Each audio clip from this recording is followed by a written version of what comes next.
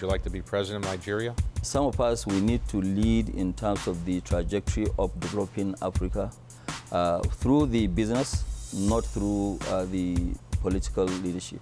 Are there good investment opportunities for non-Africans in Africa? Well, there are good opportunities for everybody, you know, and I think there's protection also for everybody. So the Arsenal team, is that a team that you would like to buy someday? It is a team that, yes, you know, I would like to buy, you know, someday. Would you fix your tie, please? Well, people wouldn't recognize me if my tie was fixed, but okay. Just leave it this way. All right.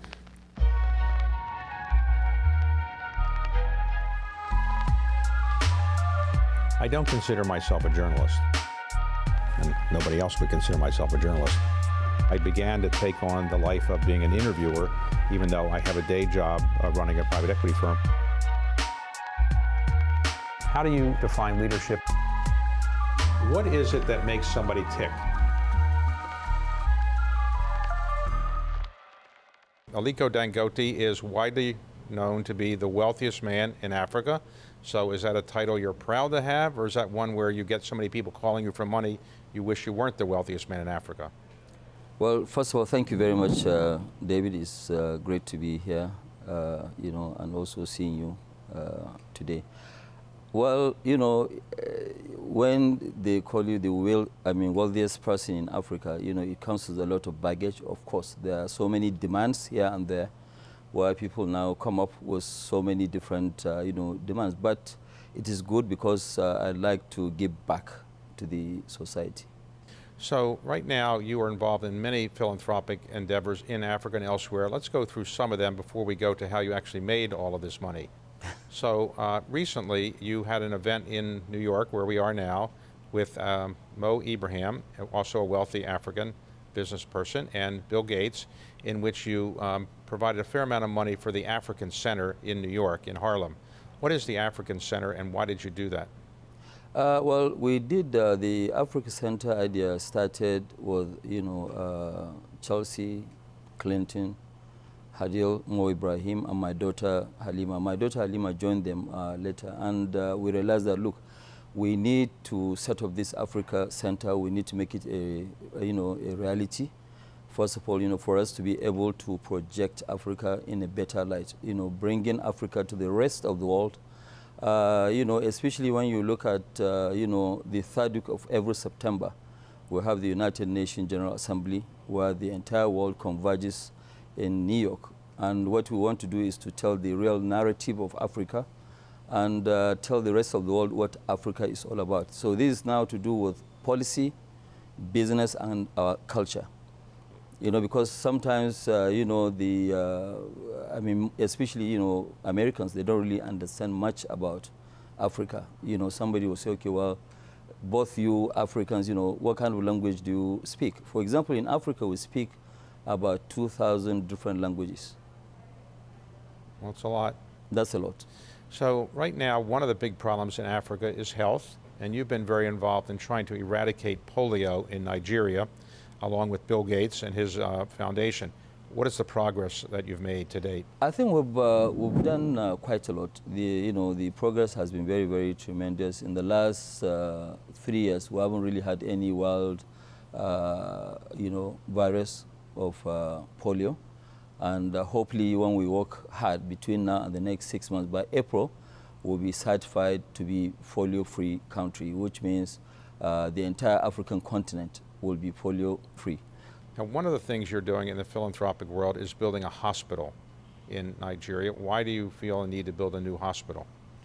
I think we need to build a world-class hospital, because when you look at it, in Nigeria, we spend quite a lot of money, where a lot of people go abroad for medical checkup, for medical operation. Then what we are trying to do is to give that hope to the population and say that, look, you don't need travel abroad. We will be able to treat you there. Now, for those who may not be familiar with Africa, Nigeria is the most populous country in Africa. Is that right? It is. And it's growing at a very large rate in terms of its population. Is that? Yeah, about 3%. Yeah, we're growing at about 3%. So if at the current rate, at some point, more people will be in Nigeria than in the United States. Well, by 2050, will be at about 450 million population, and I'm sure we will be way ahead of the States. We'll be about number 3 after China, India, and then it will be Nigeria in terms of population. So by 2050, you could be the 3rd biggest country in the world by population at the current population growth rate. So does that make you nervous about whether Nigeria can house and feed all these people? It doesn't really make me nervous because we have massive arable land, we have a lot of water, we have the right climate. So when you look at it, the major contributor to our GDP in Nigeria is agriculture. So I think we just need to tilt a bit and change from the normal oil reliant economy to agriculture and manufacturing. So Nigeria is known as well for having large oil deposits. Is that a major contributor to the Nigerian economy? Is that the major source of wealth in Nigeria? It's not the major source, but it contributes 90% of the foreign exchange that we have. And we also, the 60% of the government's revenue is also coming from oil. But I think the government is doing quite a lot to try and diversify the economy by trying to structure their own taxes, because we need to make more money from the taxes. The taxes, generation in Nigeria is a bit low. So I think government is working very hard to make sure that, yes, they adjust all these numbers. Now, as the wealthiest man in Africa and the wealthiest man in Nigeria, do you get pressure to run for political office yourself? Would you like to be president of Nigeria? I think I'm doing a great job where I'm right now, so I don't think I need to be in a political space. Some of us, we need to lead in terms of the trajectory of developing Africa through the business, not through the political leadership. Let's talk about how you made this amount of money, which is by far the largest amount of money that any individual has in Africa. So you came from a wealthy family or not a wealthy family? I came from a wealthy family. My late great-grandfather in the 1940s was actually the richest, West African. My late grandfather was one of the wealthiest Nigerian. The family name is Dentata. That's from my maternal side. My father too, was fairly rich, but he was both, in business and also in politics. But David, one thing that I'm very, very proud of is that I did not inherit any money from my father. I built everything from scratch to where I am. So your father died when you were relatively young? Yeah, he died when I was 8 years old. So he didn't leave in his will a large amount of money for you?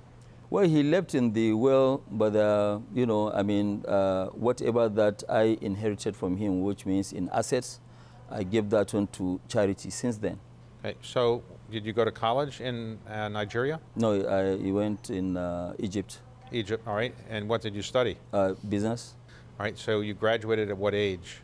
I graduated at about 20 years old. All right, so you went back from Egypt to Nigeria? Yes, I went back, and then what did you get a job? What did you do? I started work with my, uncle, but there's a few months, and then I went to Lagos, and now I started my own business by just, buying cement, selling. It was just a very low-key business. All right, so you're 20, 21 years old, you're buying cement, you're a trader. You're not, I was trading, yes. You're not making cement, you're trading it. I was trading at that time.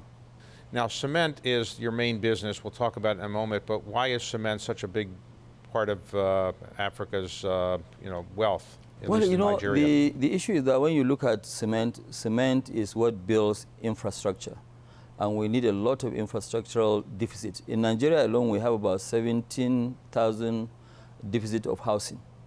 And it is all over in, Africa. So when we started cement in Nigeria, we realized that majority of it was actually imported. And that is why we went in there, we started, and it's a long story. So you ultimately were trading cement, and then was it hard to get the money to keep that business going? No, it wasn't really hard. At that time, I was buying domestically. We started importation in 1980, because I started business in 78. So by 1980, we started importing sugar, rice, commodities generally. And then we stopped the cement business because the cement I was actually doing local trading. It wasn't really import business. We started import of cement in 2000. Okay, so you had a cement trading business. Somebody thought Lafarge may be buying it. You decided not to sell because they wanted control. And you then decided to build your own cement manufacturing business, is that right? Yes, I decided in 2003 to build my own cement. That time, Nigeria was only producing about 1.8, 1.9 million tons. But we went ahead and started with 5 million tons of cement capacity. So what year was that? This was 2000, and we started the building end of 2003, and we finished in 2007. And so now you're the largest cement manufacturer in Nigeria? We're the largest cement manufacturer in sub-Saharan Africa. So you're building a refinery in Nigeria. Why does Nigeria need another refinery? When you look at the entire sub-Saharan Africa, we have only 2 working refineries.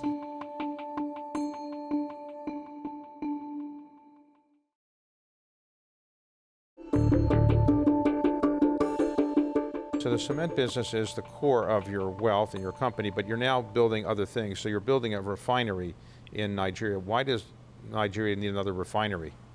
Well, David, let me give you a little bit of history. What we do as Dangote Group, we use our businesses, like now we're using our current businesses to build the future of the, business. Like when we're in sugar, it was the sugar profit that we used in building the cement. Now with this cement, we're building so many things, with refinery, fertilizer, petroleum products, and then we're doing also petrochemicals.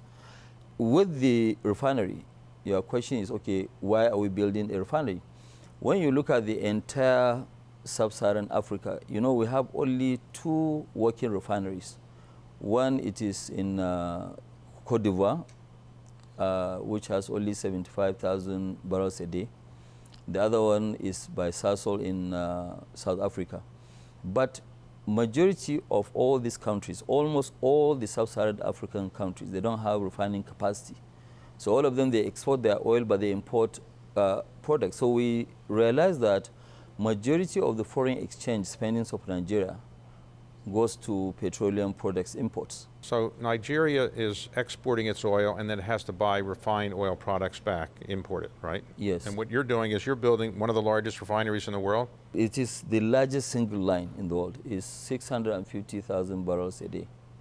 Sorry, 650,000 barrels a day of refining capacity. So to do that, do you have to borrow some money, or where did the money come from to build that? Well, what we are doing right now, we are borrowing from the commercial banks. We are also borrowing some money from, some financial institutions like the, African Development Bank, the development banks, financial development, banks. We are borrowing from, African Exim Bank. So many companies outside the outside of Africa would like to invest in Africa. Where do you recommend that they invest? In Nigeria, South Africa, Kenya? Obviously, you're probably partial to Nigeria, but are there good investment opportunities for non-Africans in Africa? Well, there are good opportunities for everybody, and I think there's protection also for everybody. As we speak today, even foreign investors. Let me give you an example. In Nigeria, if I have a partnership with you that I'm investing, I won't have what you call minimum taxation. But if the company is owned by myself alone as a Nigerian or Nigerian entity, we have a minimum taxation. So there's quite a lot in terms of inviting foreigners to come and invest in Africa. But countries that I can suggest for people to invest, one of them, of course, Nigeria. Ghana is a very good place to invest. Cote d'Ivoire, Kenya. Kenya is also a very good place to invest. Now, I first met you a number of years ago when I was raising my firm's African investment fund, and you invested in it. Yes. And today, the bloom seems to be off the rose in African private equity investing. It was very attractive to many people 4, 5, 6 years ago. Today, it seems to be less attractive. Is that because the economies in Africa have gone down a bit, or what would you say is the reason? Well, I think most of that reason, I think, is to do of, first of all, lack of understanding of where to even invest.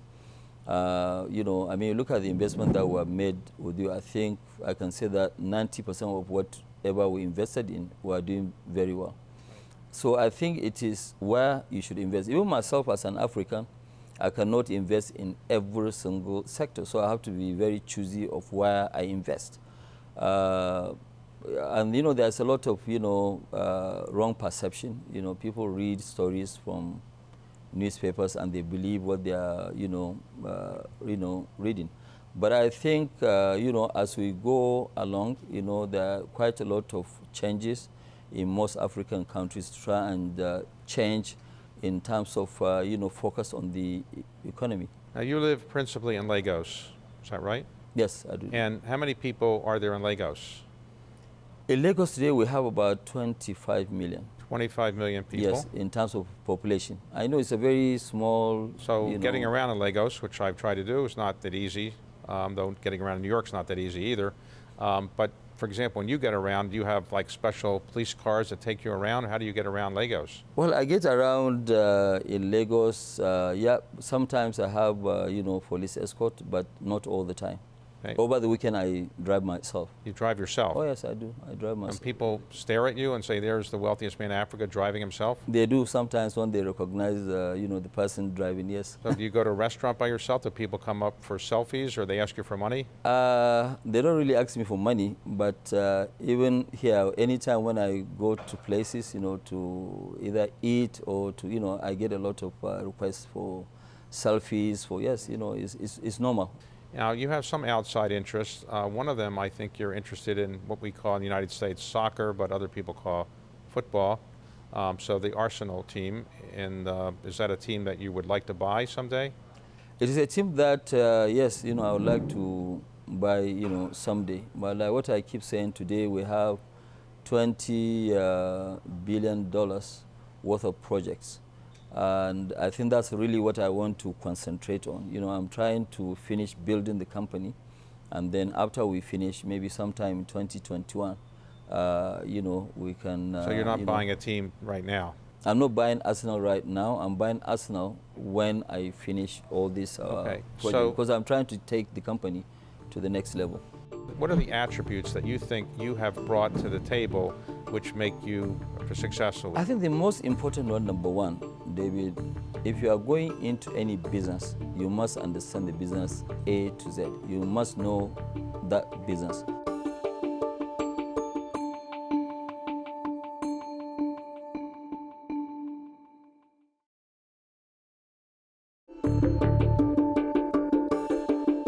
Okay, so in terms of Africa itself, generally, are you bullish on Africa's prospects as a place in which people can invest, private equity firms or industrial companies to invest?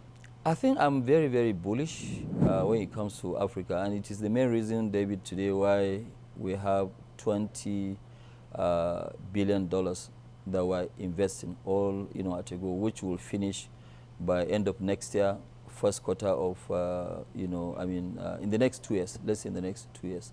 I'm very, very bullish, you know, in Africa. We have done very, very well in, you know, Africa. And, you know, I can tell you, if we continue with what we are doing today, based on our own projections, we'll be able to be, you know, within the next 5 years in the Fortune 100. Now, from time to time on some television networks, I see advertisements for Dangote. Yes. As for your company. Is that For just general brand building? Why do you advertise, let's say in the United States, the Dangote brand? Because most of your businesses are not in the United States. Well, you know, it's a brand building, and like what we have planned to do, we are not going to remain dominant only in Africa. You know, we are going to invest outside Africa. Because what we are doing right now, you know, David, we are investing, yes, mainly in sub-Saharan Africa. But if you look at what we are building, today, we have a company that has revenues of $4 billion. In the next 2 years, we'll have a company that will have a revenue of about $30 billion. So with that, we'll have quite a lot of money. What we are trying to do is to use major part of that money and invest outside Africa, and maybe 40% of it to continue to invest in Africa, because we have invested very, very heavily in Africa. So you're in your early 60s. Yeah, I'm 62 now. 62, well, that's pretty early 60s. So do you intend to keep doing this for 10 more years, 20 more years, 30 more years? Let me not commit, but I think I will maybe work for the next, at least, very active in the next 15 years. So let's suppose somebody's watching this and say, I want to be like Mr. Dangote. I want to be a successful businessman in Africa. What are the attributes, or anywhere, what are the attributes that you think you have brought to the table which make you successful? Is it intelligence, hard work, persistence, all of those things? What would you say are the most important attributes? I think the most important one, number one, David, if you are going into any business, you must understand the business A to Z. You must know that business. You shouldn't just go and invest because somebody now will say, okay, hey, there's good money in cement, then you go and jump into cement. You have to understand the business in and out, and that's the difference with me. I know my business in and out. You can wake me up any time and ask me about fertilizer, ask me about anything that we are doing. And the other one is really to work very hard, and you have to have the tenacity of continuing to, you have some hiccups here and there, but you have to be focused in terms of what you are doing. Now, I've known you for a while, and I never seem to get you to yell or scream, or you seem very low-key. You don't use this technique of yelling and screaming at people, or you're just very low-key and even-keeled. To what do you attribute that, or am I wrong? I think, no, you're not wrong. That's my nature. I'm very quiet, and I'm very, very calm. I get upset sometimes when people try to be, either to outsmart me, or I don't like people who will not tell me the truth. I always like people to look at me through, and tell me the truth. So are you investing any in the United States? We are going to start investing, in the United States just after this project. We want to open a family office, both in New York and in London. We already have an office in London which has been operating for the last 30 years. Okay. So we want to turn part of that, as a family office, so that we can diversify the wealth.